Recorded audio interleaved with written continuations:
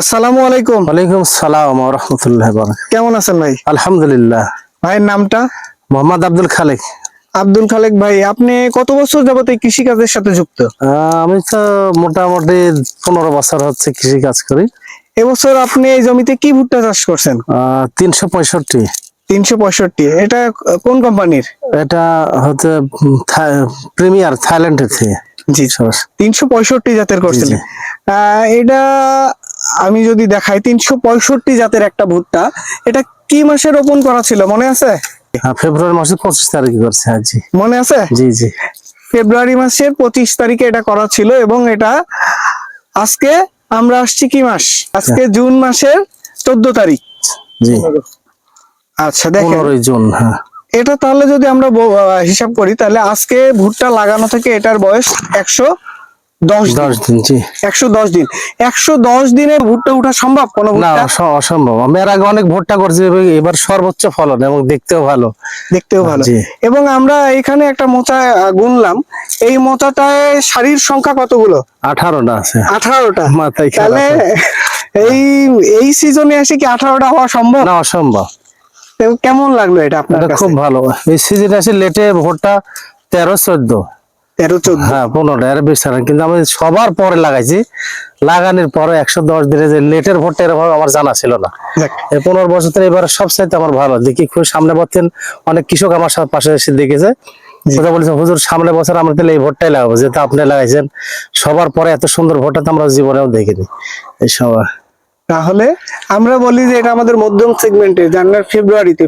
সেই ফেব্রুয়ারিতে লাগিয়ে আপনি ফেব্রুয়ারির শেষে 25 তারিখে লাগিয়ে মাত্র 110 দিন, 110 দিনে, 110 দিনে এত সুন্দর পরিপুষ্ট ভুট্টা। Only 365 premier pitch 365। এবং গাছগুলো দেখেন কতটা সুন্দর। 18টা লাইন এই সময়, অবাক কাহিনী। আপনি খুশি তো? জি আলহামদুলিল্লাহ, সর্বোচ্চ খুশি ইনশাল্লাহ। ইনশাআল্লাহ ভালো লাগছে না? জি জি। তাহলে সবাইকে বলবেন। হ্যাঁ ইনশাল্লাহ। এবার সবাই আমার সাথে দেখেছে আর আগে সবাই করছে এবার সামনের হুজুর আমরা এই ভোটটাই লাগাবো। আপনি সবার পরে লাগানোর পরে এরকম মোছা বিশাল বড় বড়, আর এত গাঁথনি এত সুন্দর, রং এত সুন্দর, আমরা তো অবাক হয়ে গেছি যে শেষ সময় ভোটটা লাগে মনে হচ্ছে ভোটটাই হবে না, কিন্তু দেখার পরে লোকজন, কৃষক, আমি খুবই খুশি ইনশাল্লাহ। আবাদ করে অল্প খরচে, সামান্য খরচ। যাক, আমরা এটা আরেকবার আপনার কাছে আসবো যখন আপনার এটা মাপবেন। মাপার পরে আমরা সেই সময় দেখবো, হয়তো আপনার 2-4 দিনের মধ্যে, হয়তো ঈদের কারণে আপনি আসলে এটা আরো কয়েকদিন পরে কাটতেন, কিন্তু আপনার আবহাওয়া খারাপ, কিছু অংশ আমরা দেখলাম যে প্রচুর ঝড় হয়েছে এই নিম্নচাপে, কিন্তু অনেক অংশের অনেক সাইডের ভুট্টাটা ঝরে পড়ছে। তো এই কারণে আপনি আসলে দ্রুত ভুট্টাটা কাটবেন। ইনশাআল্লাহ আমরা আপনার কাছে ফলনের জন্য আরেকবার যাব। ঠিক আছে, যে আপনার কতটুকু ফলন হইলো। ঠিক আছে? জি জি ইনশাআল্লাহ। সে পর্যন্ত ভালো থাকে। সেটা ইনশাআল্লাহ। ধন্যবাদ আপনাকে কষ্ট করে সময় দেওয়ার জন্য। আসসালামু আলাইকুম। ওয়ালাইকুম আসসালাম ওয়া রাহমাতুল্লাহি ওয়া বারাকাতুহু। আমরা যদি দেখি প্রত্যেকটা দানা কতটা পরিপুষ্ট।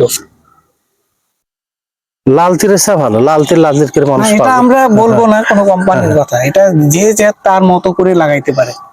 কারো কাছে ভালো হলে সে সেটাই করবে, কিন্তু আমরা দেখাচ্ছি প্রত্যেকটা দানা কতটা সুন্দর, কতটা চমৎকার এবং পরিপুষ্ট দানা। জি, খুব খুশি, এলাকার লোকজন খুব খুশি, কৃষকেরা দেখার পর। একটা কৃষকের চেয়ে বেশি কি চায়? শেষের বিশাল মোচা। ধন্যবাদ।